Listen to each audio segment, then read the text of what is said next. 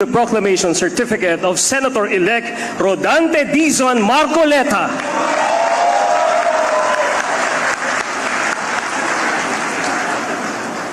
The National Board of Canvassers, we, the Chairman and Commissioners of the Commissioner Elections, sitting en banc as the National Board of Canvassers of the May 12, 2025 national and local elections, do hereby proclaim Rodante Dizon Marcoleta as Senator-elect to serve for a term of 6 years ending on June 30, 2031 in accordance with Section 4, Article 6 of the Constitution of the Republic of the Philippines. Given this 17th day of May 2025, City of Manila, signed George Erwin Garcia, Chairman, Commissioners Amy P. Ferolino, Ray E. Bulay, Ernesto Ferdinand P. Maceda Jr., Nelson J. Celis, Maria Norina Tangaro Kasingal, Noli R. Pipo, attested by Chufisto E. Elnas Jr., Executive Director.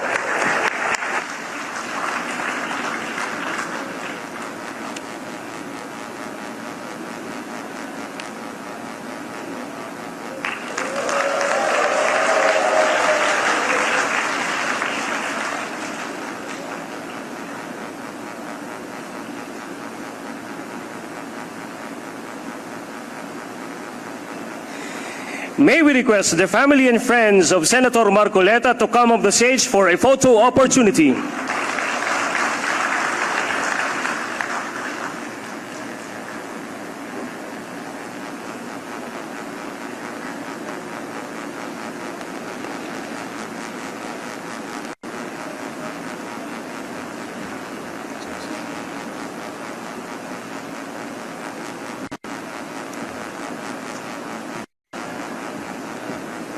Congratulations.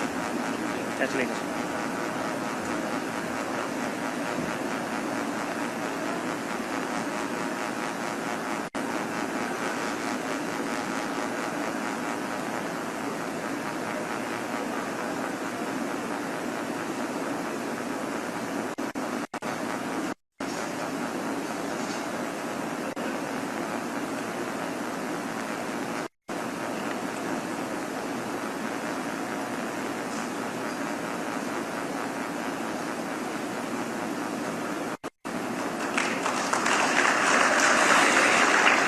And may we request Senator Marcoleta for a short message.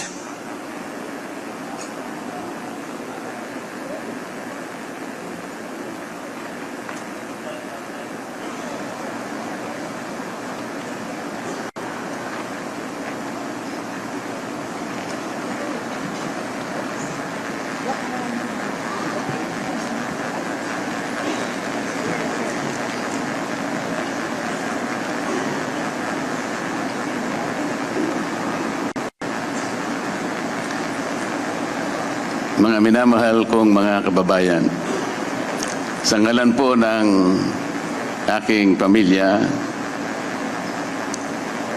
ako'y taus-puso pong nagpapasalamat sa natatanging pagtitiwala na ipinagkaloob ninyo sa akin at sa pagkakataong makapaglingkod bilang isang senador ng ating bansa. Ang tagumpay na aking nakamit ay tagumpay po nating lahat. Akin po, ito ay tagumpay na rin ng pag-iral ng demokrasya sa ating bansa. Isang panibagong yugto na nangangailangan ng nagkakaisang pagkilos para sa kabutihan ng ating bansa. Ang pagtitiwalang ito ay hindi lamang katuparan ng isang karangalan na ikinawad sa akin. Higit sa lahat, ito po ay sumasagisag sa isang mahalaga ngunit mabigat na pananagutan. Ang paglilingkod ng buong katapatan.